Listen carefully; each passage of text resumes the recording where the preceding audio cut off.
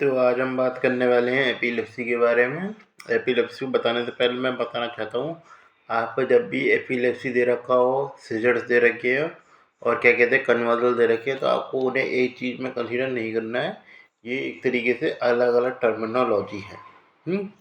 Scissor क्या होता है, एक तरीके से अटैक आ रखे हो इलेक्ट्रिकल एक्टिविटी के कारण जो ईईजी पे दिखती है। ज़्यादातर मैं ईईजी के साथ पढ़ाती, ईईजी का टॉपिक हमें पढ़ा चुका है, इसलिए उसको मैं डिस्क्राइब नहीं करूँगा। तो ईईजी की फाइंडिंग में जो हमको इलेक्ट्रोमैग्नेटिक एक्टिविटी दिखती है, तो उसके कारण जो भी डिस्टर्बेंस आते हैं, उसको क्या है सीजर कहते हैं। तो सीजर का एक तरीके से अटैक होता है। उस सीजर के अटैक में एक तरीके से जो हमें मोटर सिम्टम देखने को मिलते हैं, उनको कहते हैं कन्वर्जन। टर्मिनोलॉजी समझ रहे हैं। और यदि मान के चले, यदि बार बार सीजर आ रहे हैं एक तरीके से, तब हम उसको एक तरीके से सिंड्रोम के रूप में एक तरीके से एपिलेप्सी में कंसीडर करते हैं। ये चीज़ समझिए आप, ये जानना जरूरी है। कम से कम 2 या 3 एपिसोड होने, कम से कम 2 एपिसोड होने चाहिए आपके पास सीजर्स के। ये काली बस सीजर्स का एक एपिसोड आ रखा है, उसको अचानक आ गया, फिर हम उसको इधर सीजर्स ही कंसिडर करेंगे, एपिलेप्सी कंसिडर नहीं करेंगे। एपिलेप्सी तभी कंसिडर करेंगे जब उसकी इधर हिस्ट्री रही होगी, उसके वो बार बार सीजर्स के एपिसोड आ जाते हैं और कन्वर्जन तो केवल उसमें एक पार्ट ही है, इस तरीके से मोटर मूवमेंट वाला।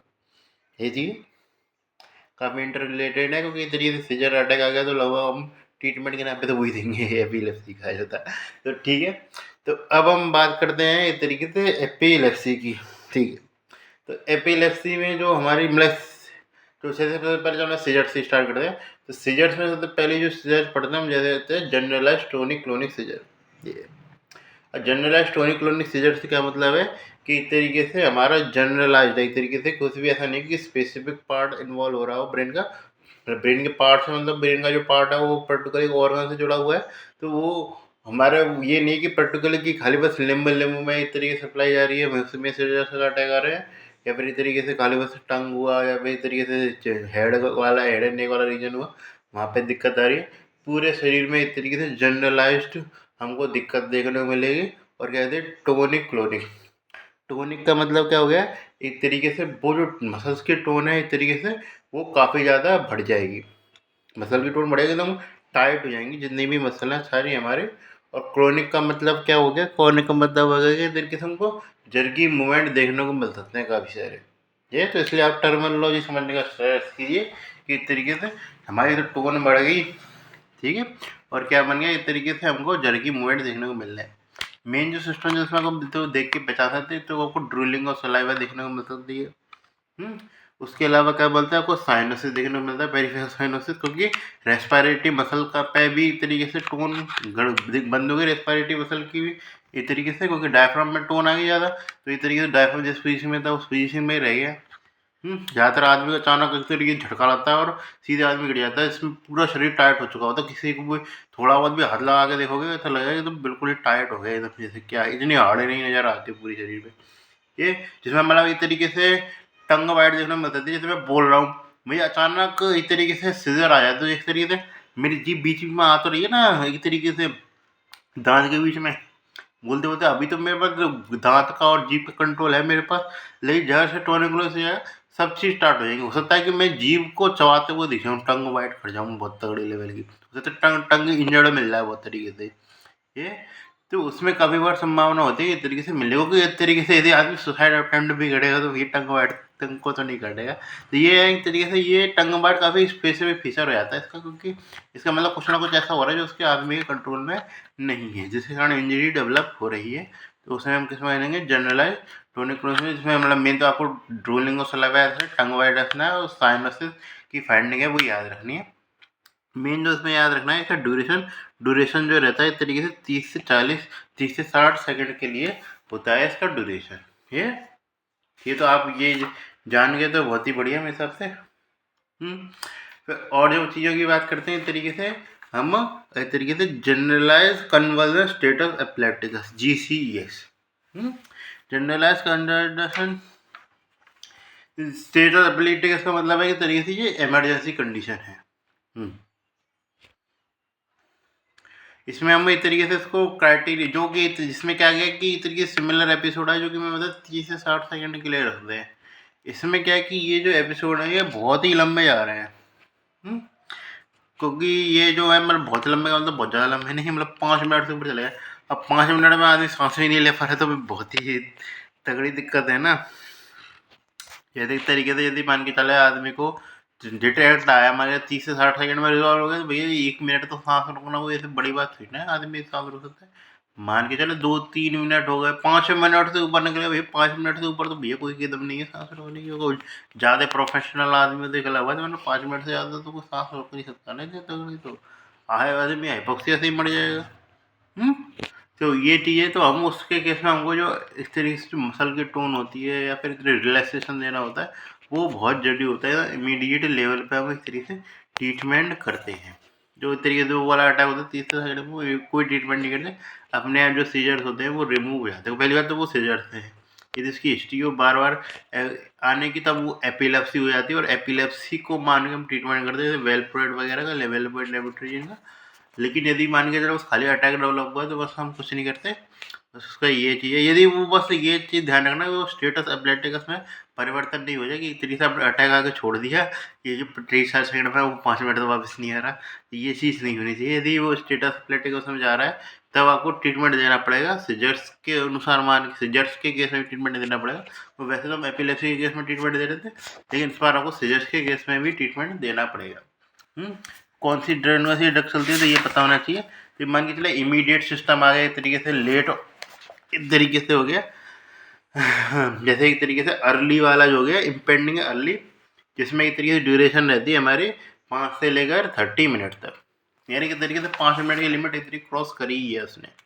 तो इसमें ड्रग ऑफ चॉइस कौन सी रहेगी? सबसे पहले हम ड्रग पकड़ाएंगे, उसमें लेंगे लोराजेपम पकड़ाएंगे, और लोराजेपम के ड्रग ऑफ चॉइस रहेगी। उसके अलावा क्या पकड़ा सकते हैं? उसके अलावा आईवी एनेस्थेटिक के रूप में एंटी सीजर ड्रग के रूप में फेनिटोइन पकड़ा सकते हैं।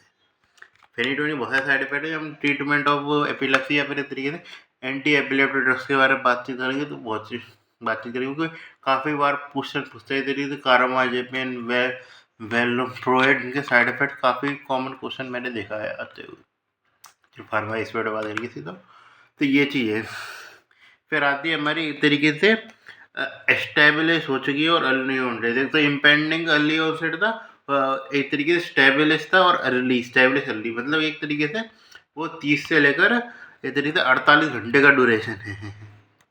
ये मतलब आदमी यदि ठीक है एक तरीके से बहुत ज़्यादा तगड़े लेवल पे अटैक नहीं आया तो इसमें हम कौन सी ड्रोज करते हैं? मिडाजेपम वो प्रोपोफॉल यूज़ करते हैं। मिडाजोन है वो प्रोपोफॉल कौन सी एनेस्थेटिक्स यूज़ करेंगे, क्योंकि एक तरीके से हमें एक तरीके से आदमी को शांति प्रोवाइड करानी है। ठीक है। फिर हम वहाँ क्या करते हैं, क्योंकि एक तरीके से इसमें ये चीज़ ज़्यादा रखना ना, आदमी ऑक्सीजन थेरेपी पे जा चुका है। ये तो मत सोचना कि इससे लंबे टाइम में जिंदा क्यों होते। प्राइमरी ट्रीटमेंट में भी ड्रग ड्रग बोलना, जब हम स्टेटस एबिलिटस नॉर्म पूरा एकदम ट्रीटमेंट प्रोटोकॉल पढ़ते हैं तब उसमें हम उसको ऑक्सीजन भी देते हैं। ये तो उससे ट्रीटमेंट प्रोटोकॉल में होकर ऑक्सीजन हम शुरुआत से चढ़ा रखी है, तो फिर आदमी साइनोसिस में नहीं जाएगा और मरेगा नहीं। एनेस्थेसिया देने का उद्देश्य हमारा ये है कि हम क्या मसल की टोन कम करना है। को मान के चले मसल इतनी लंबे टोन बहुत ज़्यादा टोन लगातार चलती रहे तो एक वक्त ऐसा आएगा कि वो मसल टूटने लग जाएगी, फटने लग जाएगी। वो हकीकत में इसको खींच के आप इतने हर समय तो रख नहीं सकते ना, फिर तो कमजोरी आ जाएगी जो कि हम नहीं चाहते। ठीक है, तो इसलिए हम इसको टूटने फटने से पहले ही रिलैक्सेशन कर देते हैं। अब इसमें जो चीज़ें जो काम कर रही हैं तरीके से सेंट्रल नर्वस सिस्टम था वो तो एक तरीके से हमारा डिस्फंक्शन ही हो गया। तो उसका एक तरीके से रोल रहा करता था एक तरीके से इसको हमारे टोन को कम करने में, जो रिफ्लेक्स में लेवल में बताया था तो रिफ्लेक्स एग्जर्चरेटेड हो जाती है, क्योंकि तरीके से गामा मोटर न्यूरॉन की सप्लाई होती है वो नहीं जाती है गामा मोटर न्यूरॉन की। तो इसमें क्या करते हैं, एनेस्थेटिक देके जो एक तरीके से जो उसको गामा मोटर न्यूरॉन जो एक तरीके से रिफ्लेक्स में जो हमारी हाइपरटोनिसिटी हो रही थी उसको बंद किया जाता है। जैसे ये गामा मोटर न्यूरॉन पे ही मेरे तरीके से ये गामा मोटर न्यूरॉन का मिमिक नहीं करते, ठीक है। अल्फा मोटर न्यूरॉन जो फंक्शन होता है उसके खिलाफ बात करते हैं। जो भी हम स्केलेटल मसल रिलैक्सेंट यूज करते जाते हैं या फिर क्या कहते हैं तरीके से जब हम बात करेंगे आईवी एनेस्थेटिक, ये तरीके से अल्फा ये तरीके से अल्फा ब्लॉकर के अल्फा जो हमारा रिसेप्टर अल्फा नर्व फाइबर है उसके खिलाफ काम करके तरीके से जो टोनिसिटी जो होती है तरीके से उसकी मसल की उसको गिराने का प्रयास करते हैं। ये तरीके से डायजेपम बेंजोडाइपिन प्रॉपर स्केलेटल मसल रिलैक्सेंट है। तो ये चीज़ जरूर याद रखना है। इस तरीके से मैं एंटी एपिलेप्सी वाली प्रॉपर्टी का यूज नहीं हो रहा है। इसमें जो यूज हो रहा है स्केलेटल मसल रिलैक्सेंट वाली प्रॉपर्टी का यूज हो रहा है, क्योंकि ये स्टेटस एपिलेप्टिकस में हमको है उसको एक सीजर मान के ट्रीट किया है, न कि एक तरीके से एपिलेप्सी में। ये इमरजेंसी ट्रीटमेंट है। यूजुअली हम एक तरीके से डायजेपम लोराजेपम हम नहीं देते हैं। किन किन केसों में देंगे मैं बताऊंगा आगे चल के। हालांकि ज़्यादातर हम नहीं मान के चलेंगे, इस स्टेटस एपिलेप्टिकस में पढ़ लेते हैं, इसलिए हम इसको एंटी एपिलेप्टिक ड्रग में कंसिडर कर लेते हैं। बाकी इतना ज़्यादा कुछ खासा उपयोग है नहीं। ठीक है, तो फिर आते हैं एक तरीके से हमारा अब क्लास। तो अब यदि मान लीजिए लेट ऑनसेट हो जाए, लेट रिफ्रैक्टिव हो, तो क्या इस तरीके से क्या करेंगे कि ये वाली ट्रीटमेंट भी नहीं चल रही हमारी, पीनोबार्बिटॉल और क्या कहते हैं हमारे की तरीके से प्रोपोफॉल और मिडाजोलम, ये भी नहीं चल रही। तो इसमें क्या करेंगे हम उसको, और जो एनेस्थेसिया जो होती है उसकी हाई डोज दे के एक तरीके से सुलाने का प्रयास करेंगे, भैया तू शांति ही बैठ जा, कुछ मत करिए। क्योंकि इसमें जो हमारी सन है एक तरीके से वो टोनिसिटी ज़्यादा हो रही, वो तो है ही है, उसके संग जो आदमी मूवमेंट कर रहा है वो भी है। तो हम चाहते नहीं कि आदमी ज़बरदस्ती इतने लंबे टाइम तक मूवमेंट करता रहे हमारे लिए, तो भैया हम उसके सुलाई देंगे प्रॉपर। ठीक है, ये चीज़ है। तो अब हम बात करते हैं तरीके से सीजर्स पे। जो टाइप्स ऑफ सीजर पे, तो जनरलाइज टोनिक क्लोनिक सीजर सब समझ ली हो गई। एक आते हैं हमारे फोकल सीजर। फोकल सीजर को एक तरीके से पैराइटल पार्शियल सीजर भी कहते हैं। पार्शियल क्यों कहते थे, एक तरीके से इसमें जो है एक तरीके से जनरलाइज टोनिक कोलिटी में क्या था कि पूरा शरीर एक संग इन्वॉल्व हो रहा था। इसमें क्या है कि हमारा शरीर का एक पर्टिकुलर ऑर्गन तंत्र जो होता है इस तरीके से वो इन्वॉल्व होगा। मतलब ये नहीं है कि इस तरीके से शरीर एक संग इन्वॉल्व हो जाएगा, या तो इन्वॉल्व होगा पूरा तो एक एक करके इन्वॉल्व होगा, या फिर एक ही ऑर्गन इन्वॉल्व होगा। एक ही ऑर्गन का मतलब है हाथ पैर वगैरह, मतलब होने को ऑर्गन का मतलब लिवर स्टमक वगैरह इन्वॉल्व नहीं होंगे। तो ये एक तरीके से स्मार्ट सिस्टम रहता है। इसमें क्या देखने को मिलता है, जड़ की मूवमेंट मिलेंगे, वो चीज जानते हैं। और उसके अलावा क्या करेंगे आपको, उसके अलावा आपको कुछ फीचर देखने को मिलेंगे टॉड पॉलिसी, जिसमें वो पोस्ट इक्टल वीकनेस देखने को मिलती है, ट्रांजिएंट पोस्ट इक्टियल वीकनेस। और उसके अलावा क्या देखने को मिलता है, इसमें पहले बात दो कैटेगरीज में डिवाइड कर देते हैं। ये तो इसमें फोकल, यदि आदमी अवेयर है और यदि आदमी कॉन्शियसनेस को लॉस कर गया है। ठीक है, तो इसमें हम एक तरीके से बात करते हैं कौन कौन सी चीज़ फीचर मिलते हैं। एक तरीके से तो जैक्सोनियन मार्च है वो मिलता है, एक तरीके से डिस्टल से लेकर प्रॉक्सिमल तक जाती हैं चीज़ें। और उसके अलावा क्या मिलता है हमको, टॉड पालती, यानी कि एक तरह से पोस्ट इक्टियल वीकनेस देखने को मिलती है। Post ictal weakness. हाँ, ये तरीके से पार्शियल सीजर के लिए हमने बातचीत करी थी जब हम फार्मा यदि आपने पढ़ लिया, तो जो ड्रग ऑफ चॉइस रहती है हमारी कार्बामाजेपिन रहती है। यदि एल्डरली में हो तो एल्डरली में हम कार्बामाजेपिन को प्रेफर नहीं करते हैं। उसमें हम देखते हैं तरीके से लेमोट्रेजिन, लगभग वो सेम ही फंक्शन है दोनों ड्रग्स का। ठीक है, ये चीज़ जो मोस्ट कॉमन कॉज वगैरह पता होने चाहिए वो इसके फोकल सीजर के, तो होता है हमारा न्यूरोसिस्टी सार्कोसिस होता है। उसके अलावा क्या होता है हमारा मीजियल टेम्पोरल लोब एपिलेप्सी, जिसमें एक तरीके से हमको हिप्पोकैम्पल का जो हिप्पोकैम्पस वाला एरिया है उसमें नेक्रोसिस देखने को मिलेगा। तो क्या है एक तरीके से डिजीज का नाम मीजियल हिप्पोकैम्पस, क्या कहते हैं, मीजियल टेम्पोरल लोब एपिलेप्सी। ये तो ये तरीके से दो कॉज गिने जाते हैं इस तरीके से किसके, हमारे इसमें। बाकी की जो एपिलेप्सी जो होती है मोस्ट कॉमनली जुड़ी ही रहती है सिंड्रोम के संग। लेकिन आप सिंड्रोम के संग नहीं, सिंड्रोम भी याद रखना हो इस तरीके से, मतलब एक तरीके एक्वायर्ड को याद रखना, तो आपको न्यूरोसिस्टी सार्कोसिस याद रख सकते हैं। जेकब डिजीज भी याद रख सकते हैं, लेकिन वो स्पेसिफिक में आता है मायोक्लोनिक सीजर में, तो उसमें यही जेकब डिजीज भी आप याद रख सकते हैं। ठीक है,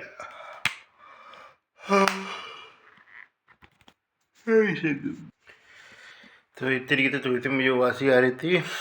ठीक है, अब हमारा अलर्ट, अब हम चल रहे हैं क्या थे, फोकल सीजर पे थे। उसके बाद हम बात कर रहे हैं एक तरीके से एब्सेंट सीजर की। एब्सेंट सीजर किस में देखने को मिलता है, एब्सेंट सीजर जो है एक तरीके से वो देखने को मिलता है हमको चिल्ड्रंस में ज़्यादातर। तो ये चिल्ड्रंस का टिपिकल याद रखना, चिल्ड्रंस में देखने को मिलेगा। जैसे न्यू नेट मत कर देना। चिल्ड्रंस जो होते हैं हमारी तरीके से 12-10 साल से छोटे बच्चे, वो एक तरीके से चिल्ड्रंस होते हैं, उसमें एक तरीके से ये आता है। इसमें क्या होता है, ट्रांजिमेंट लॉस ऑफ कॉन्शियसनेस देखने को मिलता है, लेकिन जो पोस्चरल टोन होती है उसमें दिक्कत नहीं आती। यानी कि आदमी बेहोश हो जाएगा, लेकिन जो मसल वगैरह वाली सिस्टम जो देख बताया था मैंने, वो एक तरीके से आपको नहीं देखने को मिलेगा। ठीक है। और क्या चीज़ देखने को मिलती है आपको? वो चीज़ देखने को मिलती है इसमें आपको ईईजी पे क्या देखने को मिलता है, ये पूछता है आपसे। ईईजी पे मिलता है आपको 3 हर्ट्ज पे स्पाइक एंड डूम पैटर्न देखने को मिलता है। ठीक है। तो स्पाइक एंड स्लो, मैं स्पाइक एंड डोम नहीं, मतलब वो तो मैंने था, spike and slow wave pattern. ये स्पाइक और डोम पैटर्न अलग चीज आती है। तो spike and slow wave pattern देखने में मिलता है हमको किसमें? ईईजी पे। ट्रीटमेंट क्या करते हैं? यदि आदमी छोटा बच्चा ही है, तो मैं ये नहीं कहता छोटा बच्चा है तो बड़े बच्चे भी ले सकते हैं। आज छोटा बच्चा क्लासिकल है तो उसमें हम क्या थीटर यूज़ करते हैं, तो उसमें यूज़ करते हैं इथोसक्सीमाइड, क्योंकि इस तरीके से कैल्शियम चैनल जो ब्रोकर वाले ड्रग होते हैं, इस तरीके से उनका सबसे ज़्यादा उपयोग है। इसमें इथोसक्सीमाइड आती है और इस तरीके से वेलप्रोएट आती है, और वेलप्रोएट यूज़ करते हैं इस तरीके से। या तो केस एटिपिकल हो, अभी एटिपिकल केस में क्या होता है, मतलब इस तरीके से या तो ओल्डर चिल्ड्रन हो उसमें यूज़ करते हैं, या फिर हमारा केस एटिपिकल हो। एटिपिकल का क्या मतलब है? एटिपिकल का मतलब है कि मल्टीफोकल सीजर आ रहे हैं, वो सही बात है। लेकिन क्या है कि इस तरीके से इसकी ड्यूरेशन थोड़ी सी लंबी हो जाती है। जैसे पहले जो आ रहे थे मैंने बताया था, हमारा एब्सेंस सीजर वो 1 से लेकर 3 सेकंड तक में आ रहे थे। इस तरीके से वो आदमी थोड़ी देर के लिए बेहोश होता है बच्चा, वो उसके बाद खुद जाग जाता है। बच्चे को भी पता नहीं रहता कि हाँ, फर्स्ट टेक्टिकल कन्फ्यूजन नहीं होता इसमें। आदमी को ये नहीं होता कि वो अटैक के बाद कहे कि मैं खाऊँ खा नहीं हूँ, ऐसा कुछ नहीं होता। इसमें मेमोरी रहती है। लेकिन बच्चा वगैरह वो ऐसी ज़्यादा चीज़ें मार के निकाल, मतलब ये जनरलाइज चीज़ नहीं है कि मैंने केस देखा नहीं तो मैं कह नहीं सकता। सीएनएस में मैंने बताया था, ये थोड़ा सा टफर पोर्शन होता है समझाने के लिए, क्योंकि आपने ज़्यादातर केस जो आप समझा रहे होते हैं वो पर्सनली आपने नहीं देखे होते। अनटिल अनलेस आपने सीएनएस की एक अच्छे वार्ड में पोस्टिंग लगी है या अच्छे कॉलेज में, तो एक बात अलग है कि जनरली मैंने नहीं देखी सीएनएस की। जो हकीकत में जेन्युइन होने वाले होते वो नहीं आते। वो ज़्यादा से ज़्यादा पैरालिसिस वगैरह के अटैक के आते हैं, और उससे ज़्यादा मैंने कोशिश नहीं देखे बिल्कुल केस, खासकर बच्चों के वाले तो बिल्कुल ही नहीं देखे अभी तक। इसलिए मैं अपने बता रहा हूँ, मैंने नहीं देखे केस। मैं भी ओके, मैं आपने की तरह किताब में से पढ़ रहा हूँ, उसके हिसाब से मैं समझा रहा हूँ चीज़ें। फिर आते हैं हमारे एटिपिकल वाले। एटिपिकल में इस तरीके से ड्यूरेशन था वो थोड़ा सा लंबा जा सकता है, और इस तरीके से मैंने बताया थोड़ा से बड़े बच्चों में मिल सकता है। तो ये टिपिकल फाइंडिंग नहीं मिलेगी। और जो उसमें था ना वो स्पाइक एंड वेव पैटर्न जो था मैंने बताया, वो सिमिलर रहेगा। तभी इस तरीके से हम उसमें एटोनिक सीजर में कंसिडर कर रहे थे, पहले एब्सेंस सीजर में कंसिडर कर रहे थे उसको, कि इस तरीके से स्पाइक एंड वेव पैटर्न मिलता है। इसमें क्या होता है, ड्रग ऑफ चॉइस होती है हमारी वेलप्रोएट रहती है सीधे सीधे।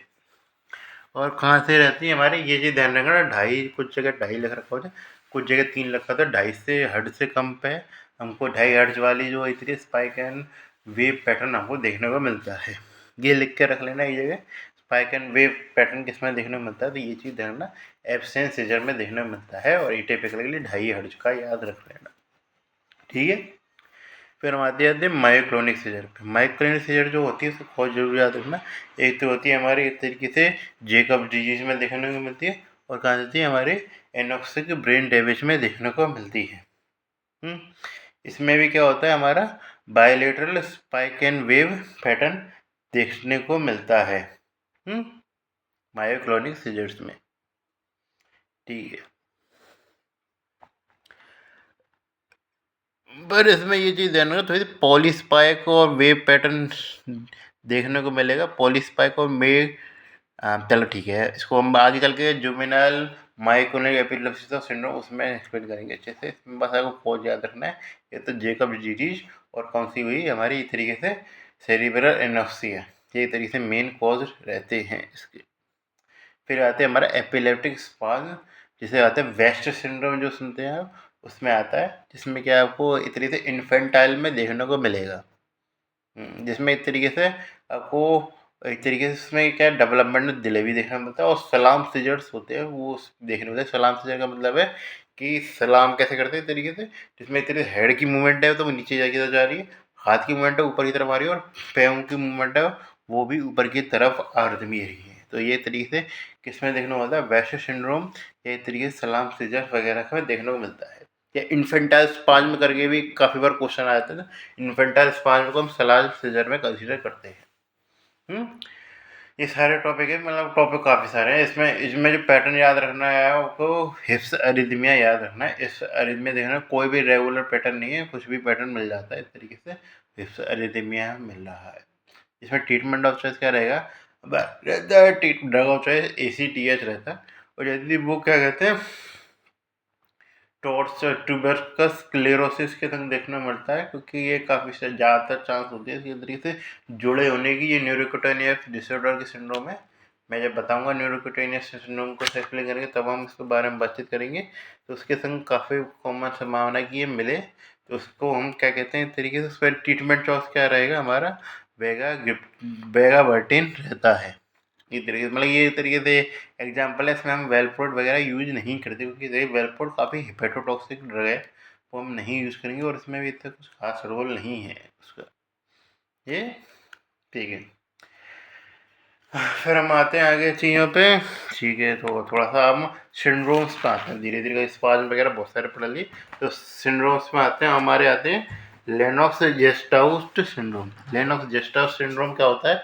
इस तरीके से वो मल्टीफोकल जो एरिथमिया पढ़ा था हमने, इस तरीके से क्या एटिपिकल एरिथमिया पढ़ा था, वो एटिपिकल एब्सेंस सीजर पढ़ा था, वो उसी का पार्ट है। उसमें क्या देखने को मिलता है हमको?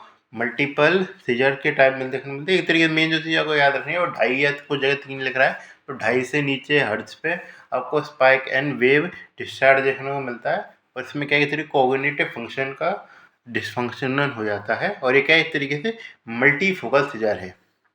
ये चीज़ ध्यान रखना, एक तरीके से मल्टीफोकल सीजर है। तो इसमें क्या था? लेनॉक्स जेस्टाउस सिंड्रोम। ड्रग ऑफ चॉइस क्या रहेगी? इधर वेलपर्ड। और ये पूछ सकता है कौन सी बेंजोडाइजेपिन आप यूज करते थे? कोलेंजेपिन आप बेंजोडाइपिन इस इन्फेक्शन इस चीज़ में यूज कर सकते हैं, क्योंकि हम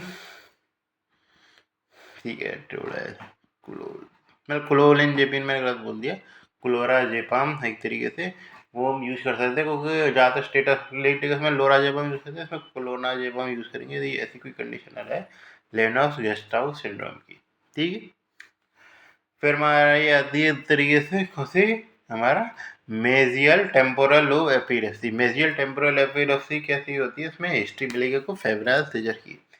ये मेजियल टेम्पोरल एपिलेप्सी में फोकल सीजर को पार्शियल, मैंने बताया फोकल सीजर का लक्षण के सिंड्रोम में आता है, तो मतलब फोकल सीजर के कॉज में पढ़ते हैं। तो इस तरीके से फोकल सीजर आपको देखने को मिलेगा, इस तरीके से पार्शियल सीजर या फोकल सीजर एक ही बात है। ये फैमिली हिस्ट्री आपको पॉजिटिव मिल सकती है। और इसमें क्या देखने को मिल रहा है आपको? MRI पे हिप्पोकैम्पस का स्क्लेरोसिस देखने को मिलेगा। तो ये चीज़ है। इसमें ये याद रखना, मीजल टेम्पोरल लोब एपिलेप्सी में इस तरीके से टेम्पोरल लोब से समझ जाते हैं जो पार्शियल सीजर है। ड्रग ऑफ चॉइस क्या रहेगी इसकी? तरीके कार्बाजेपिन वगैरह रहेगी इस तरीके से। और जो इसमें क्या यूज़ करते हैं कैरेक्टरिस्टिक क्या होगा हमारा? Hippocampus sclerosis. ये मेन तो ये पॉइंट याद रखना, इस तरीके से मेजियर टेम्पोरल एपिस में हिप्पोकैम्पस स्क्लेरोसिस मिलेगा। बाकी मेरे हिसाब से काफ़ी सारी सीधे सीधे चीज़ें याद रहती हैं ज़्यादातर।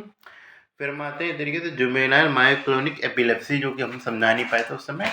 जुवेनाइल मायोक्लोनिक एपिलेप्सी में इस तरीके से हमको एडोलसेंस में देखने मिलेगा, जुवेनाइल समझ जाते हैं। और ये जो हमारे सीजर थे, ये ज़्यादातर क्या होता है, आदमी जब मॉर्निंग से उठ रहा होता है और चिल कर रहा होता है, यूँ हाथ फैला रहा होता है और हाथ वहीं अटक जाते हैं, तो ऐसे लगा लो। तो इस तरीके से वहाँ पर क्या है आपको, तो एक तरीके से ये मॉर्निंग में देखने को मिलेगा। तो ऐसा काफ़ी स्टेज मॉर्निंग क्लेमी, हाँ।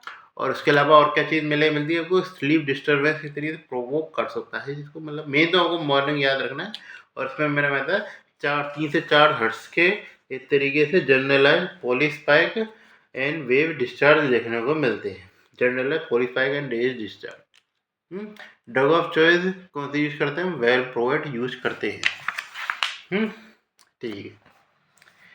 फिर हमने वेट सिंड्रोम की बात की थी, वो भी मैंने बता दिया इसमें क्या क्या होता है देखने को। अब कोई टॉपिक बचा हो तो देखें हम। ठीक है। अब फेब्रिल सीजर है, कोई तरीके से उसमें ओलोक्लोगोइबाम और डायजेपाम यूज कर सकते हैं, इसमें कोई ऐसी बात नहीं है।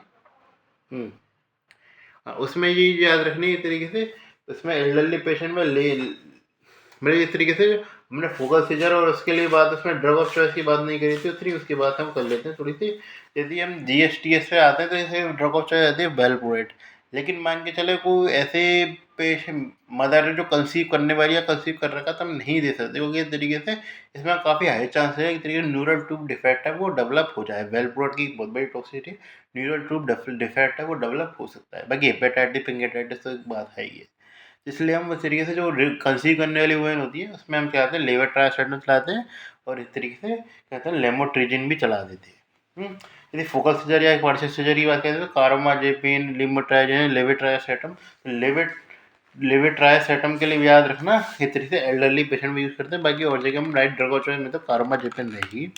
और बाकी की मैंने बताया था एटिपिकल सीजर के लिए कौन सी योग यूज़ करते हैं, टिपिकल एब्सेंस सीजर के लिए कौन सी योग यूज़ करते हैं, एब्सेंस सीजर के लिए कौन सी, मतलब टिपिकल एब्सेंस और एटिपिकल एब्सेंस के लिए कौन कौन सी ड्रग हैं वो यूज कर रहे हैं, ये मैंने बता दिया था। एटोनिक सीजर के लिए हम ज़्यादा ड्रग यूज नहीं करते हैं। कोई ड्रग मुझे याद नहीं है कोई थी आती हो, ठीक है। जेकब डिजीज हो गई मायोक्लोनिक डिजीज के लिए मैं बताया, मायोक्लोनिक सीजर्स के लिए तो ज़्यादा सिंड्रोम के संग मिलेगा, या फिर इस तरीके से आपको इसके मायोक्लोनस के संग डिमेंशिया मिल रहा है तो जेकब डिजीज, तो जेकब डिजीज के अनुसार उसका ट्रीटमेंट करेंगे। ठीक है, फिर हम आते हैं इस तरीके से हमारे ये तो प्रोटोकॉल पूरा हुई गया, कुछ बचा हो तो देखें हम। ठीक है, हाँ ये पता होना चाहिए मोस्ट कॉमन कॉज होता है एपिलेप्सी इन चिल्ड्रन में क्या होता है, वो आता है बेनाइल मतलब फोकल सीजर रहता है, बेनाइल रेडोलम epilepsy. Most common cause of क्या कहते हैं एपिलेप्सी इन क्या कहते हैं चिल्ड्रन, मतलब इस तरीके से हम most common cause of most common seizures कौन था, इस तरीके से फेब्राइल सीजर है, इस तरीके से वेट बड़े माने चले इन्फेंटाइल में बोले तो वेट सिंड्रोम याद रखना ना, इस चिल्ड्रन में बोलते फेब्राइल सीजर याद रख लेना। एब्सेंस सीजर जो होता है वो चिल्ड्रन में होता है, लेकिन चिल्ड्रन में मोस्ट कॉमन रहता है हमारा इस तरीके फेब्राइल सीजर। यदि इस तरीके से न्यूबॉर्न में सुटीबल सीजर में होता है जिटरीनेस जो होती है इस तरीके से वो देखने को मिलती है, मतलब ये इतने ज़्यादा मतलब सीधे वो याद करके सीधे लिख के आने वाला पॉइंट है ये, ऐसी बात नहीं है। तो इसलिए प्रकार हमारा एपिलेप्सी के बारे में जो ओवरव्यू दे रहा था वो ख़त्म हो गया, ज़्यादा कुछ बात करना नहीं है। ठीक है, मतलब एक तो जगह आप सारे के सारे टाइप देखने को मिल रहे हैं ना, उसकी ड्रग देखने को देख रहे हैं ना, ड्रग तो मैं एक्सप्लेन करूँगा अभी, और बाकी की आपको उसमें क्या क्या फीचर मिल रहे हैं और खासकर जो ईईजी का क्या पैटर्न मिल रहा है वो जरूर से याद कर लेना। जैसे एक तरीके से बात करना है ट्राइफेजिक पैटर्न जो होता है वो किसमें देखने को मिलता है हमको, एक तरीके से हेपेटिक एंसेफेलोपैथी या फिर जैकब डिजीज में देखने को मिल जाता है। हिस्टारिथमिया की बात करी थी किसमें देखने को मिलती है, हिस्टारिथमिया इन्फेंटाइल स्पाइन में देखने को मिल रही थी। ठीक है, पीरियोडिक शार्प वेव कॉम्प्लेक्स देखने को मिल रहे थे किसमें, VCGD, यानी कि देखते हैं माइक्रोनिक सीजर में पीरियोडिक शार्प वेव कॉम्प्लेक्स भी दे सकता है वो ऑप्शन में। फिर आते हैं पीरियोडिक लेटरल, फिर कहते हैं मतलब इतनी बस्ट ठीक है बहुत है ये ये चक्कर है, ये टॉपिक में मैं मजा इसलिए नहीं आता क्योंकि ये इसके केस में पर्टिकुलर नहीं देख रखा है ना, मैं टीसी ट्रीटमेंट प्रोटोकॉल देख रखा है, ये इसलिए मुझे मज़ा नहीं आता बस, टॉपिक कंप्लीट करने तो वो आता अलग है। ठीक है चलो।